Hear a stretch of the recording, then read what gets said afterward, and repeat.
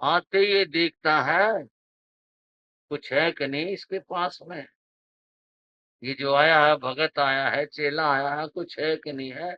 वो तो पहले ही आकलन करने लग जाता है कि वे कुछ है कि नहीं इसके पास में। और चेला वो भी होशियार है, वो भी नजर मार के देखता है कि गुरु के पास कुछ है कि नहीं है।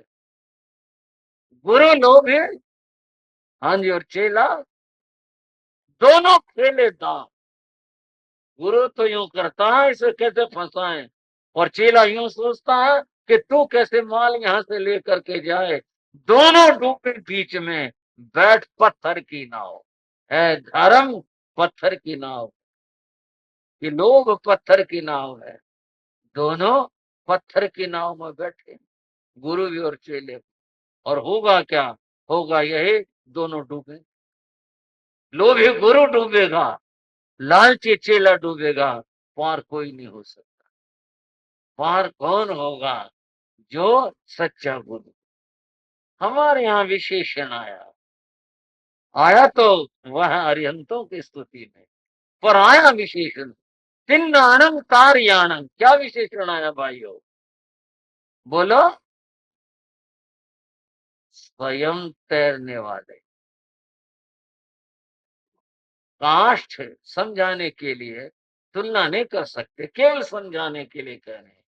काष्ठ स्वयं तैरता, किसी के तैराने से नहीं तैरता, स्वयं से तैरता है, उसका स्वभाव है। लकड़ी की प्रकृति है यह, पानी में डालो काष्ठ लकड़ी तैरती है, स्वभाव है उसका, वो तैरती है। बंधवो साथ में का तारियाना। लोग कहते हैं कि लकड़ी के सहारे लोहा भी तैर जाता है। कोई लोहे की कील हो, छोटी हो बड़ी हो, अगर उसको पानी में डालोगे डूबेगी। और अगर वह काष्ठ में चुभा दी जाए, लगा दी जाए, ठोक दी जाए, और काष्ठ को पानी में छोड़ा जाए, तो वह जो काष्ठ है वो स्वयं तैरता है, और साथ में उस लोहे को भी क्या कर देता है। तिन्नानंद स्वयं तैरने वाले, तारियानंद दूसरों को, पास में आए हुओं को, उनको पार करने वाले, उनको तैराने वाले गुरु ऐसे होते जो स्वयं तैरते हैं, अर्थात संसार समुद्र में तैरते हैं, तैर कर पार करते हैं, और साथ में भी औरों को भी, पास आने वालों को, शिष्यों को, उनको भी पार करते हैं। गुरु तो ऐसे हो। बंधु फिर बात रुकती है, यहाँ के रुकती है। आप करे सच्चे गुरु, सच्चे गुरु की बात क्या, सच्चे गुरु की पहचान क्या, किसे कहें सच्चा गुरु, कौन होगा सच्चा गुरु। बंधुओं उसकी व्याख्या शास्त्र में यूं की गई, पंचेंद्रिय संवरणों। हाँ जी, श्राव को प्रतिक्रमण करने वाले और सामायिक के पाठ जिन्हें याद है, मैं उनको भी और आप सबको संबोधित कर रहा हूँ। पहली बात कद बताई गई, पंचेंद्रिय संवरणों। जिसकी इंद्रिया काबू में, खाने का कोई लालच नहीं, संत हैं, गुरु हैं, आप अपनी भावनाओं से गुरु महाराज और ले लो, और कृपा करो, और कृपा करो। नहीं भाई, जितनी आवश्यकता है बस उतना ही चाहिए।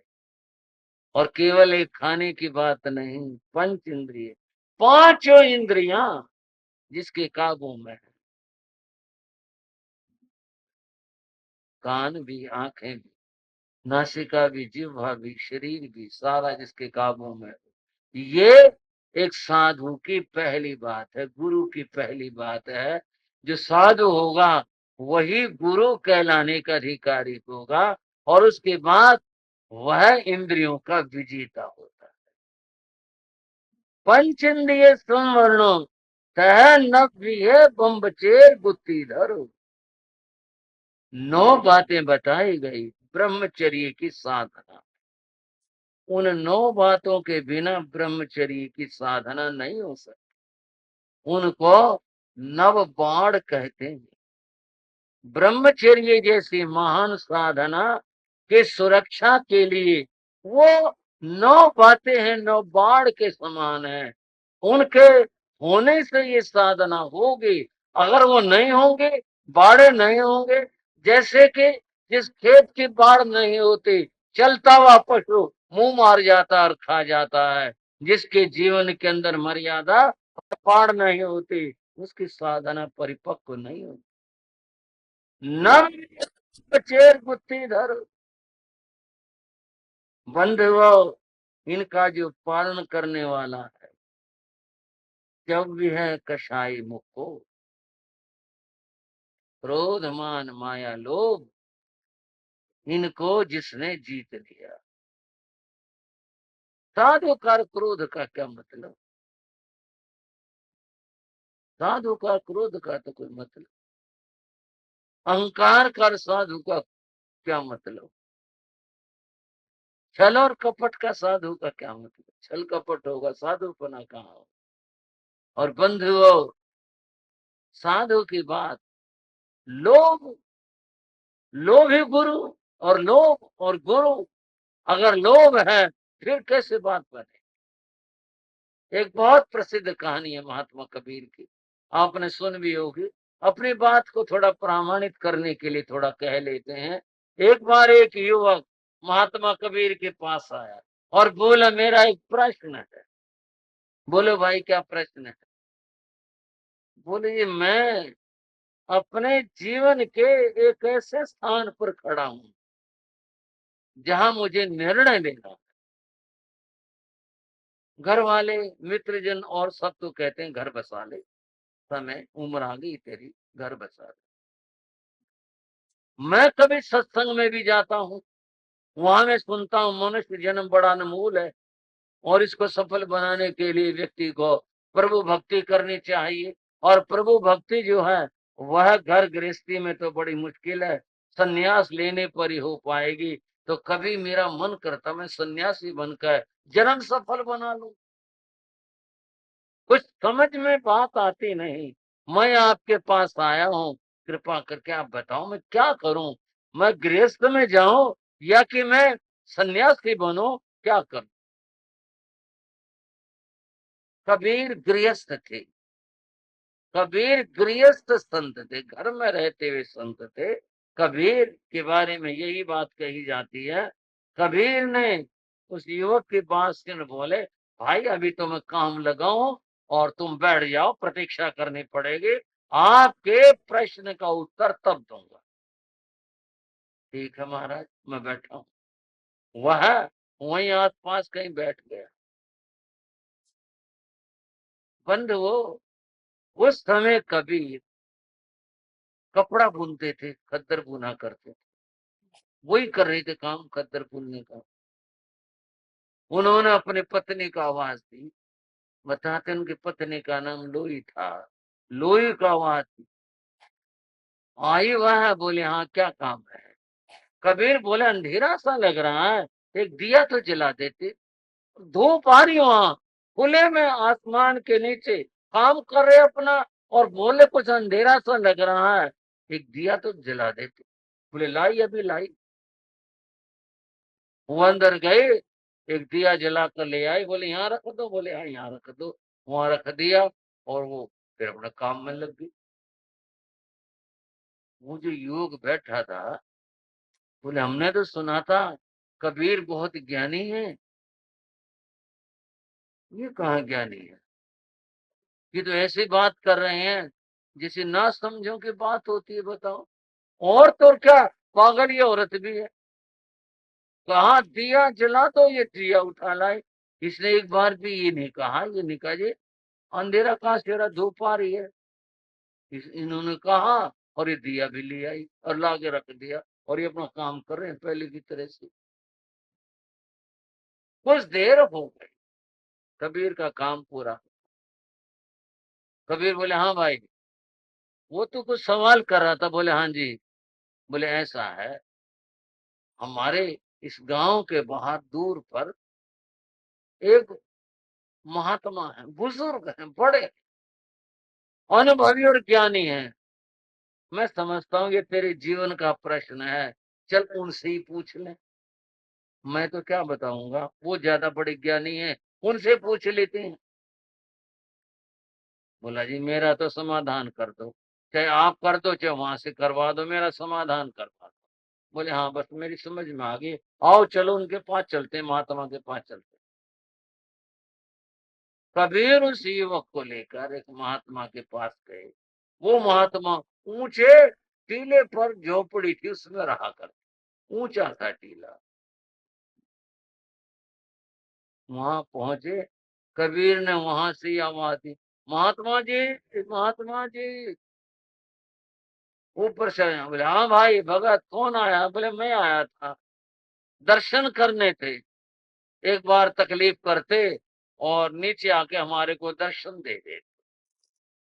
बोले अच्छा, आया भाई, बूढ़ा साधु, कितना 35 साल का, उससे ज्यादा का, उसके कम का, बड़ी उम्र का साधु, एक लकुटिया लाठी लेकर ऊपर से नीचे आया, धीरे धीरे वो पीला उतरते हुए नीचे पहुंचे।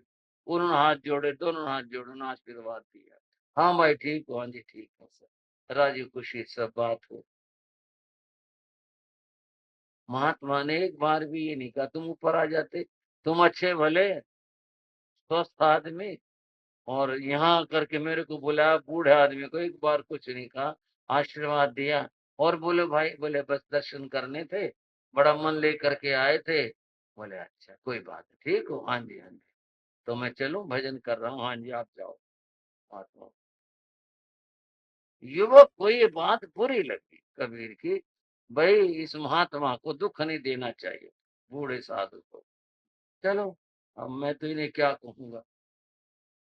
थोड़ी सी दूरी तो बोले वो बात तो रहेगी तुम्हारी, पूछनी थी ना वो तुमने, कि मैं साधु बनूं या मैं गृहस्थ बनूं, वो तो पूछी नहीं, वो तो भूल ही गया मैं। दोबारा चलते, आओ। दोबारा गए, उस ऊंचे टीले के नीचे खड़े होकर फिर आवाज दी, महात्मा ऊपर से फिर बोले हाँ भाई। बोले जी एक बात पूछनी रह गई। बोले अच्छा। बोले एक बार तकलीफ करो, आओ जी नीचे, हमारे को बात बताओ। बोले आया। महात्मा फिर आ गए, आए, बोले क्या बात थी? बोले ये यूं पूछ रहे कि साधु बनूं या गृहस्थ बनूं, ये बात पूछ रहे हैं। बोले भी अपने मन की भावना को देखो, पक्की भावना किधर है? जो तुम्हारा मन हो, पक्का हो, जिधर भी जाओ पक्का हो जो। और तो बात बताई इस वृद्ध महात्मा ने। बताने के बाद बोले समाधान, बोले हाँ जी हो गया, ठीक है, ऊपर चले गए। फिर वापिस चल दिए, थोड़े चले, बोले हो एक बात तो रहेगी पूछनी।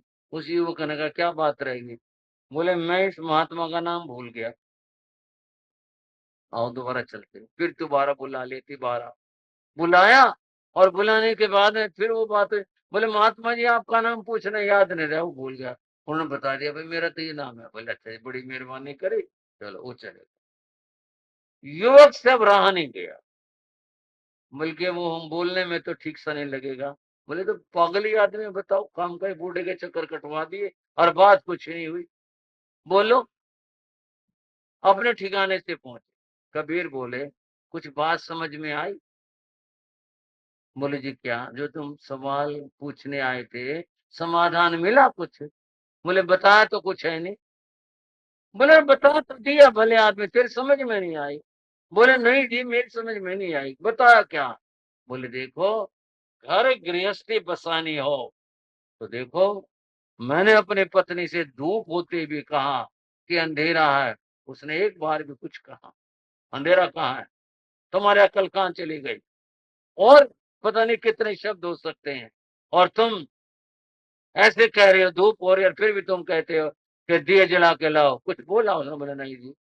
बोले घर हो तो ऐसा हो, परस्पर में आपस में इतना एक दूसरे के प्रति स्नेह विश्वास, आपस में आदर, आपस में इतना प्रेम भाव हो कि पति ने कुछ कह दिया पत्नी मान ले, पत्नी कुछ कह दे पति मान ले, आपस में परस्पर में ऐसा भाव हो। मैंने धूप होते हुए मैं जानता था, मैंने कहा कि अंधेरा हो रहा दिया जला दो, उसने कुछ कहा? बोले नहीं।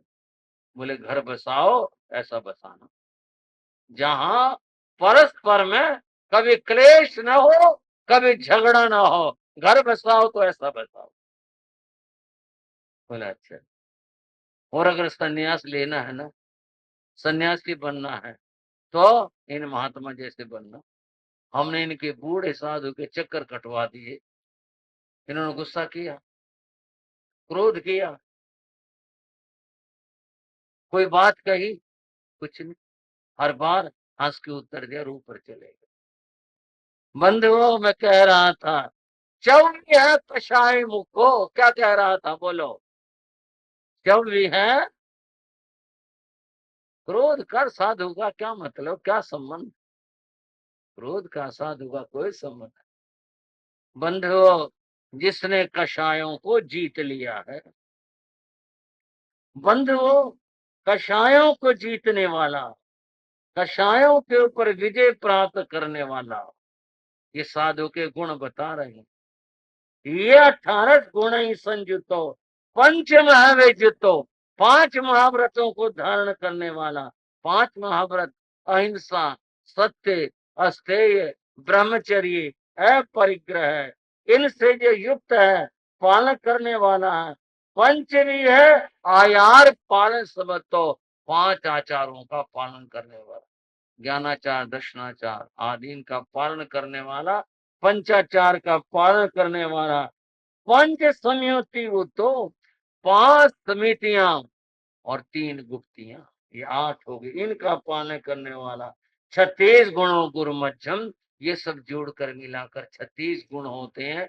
जिसमें ये 36 गुण हो, वह गुरु मध्यम, वह गुरु है, उसे गुरु कहते हैं।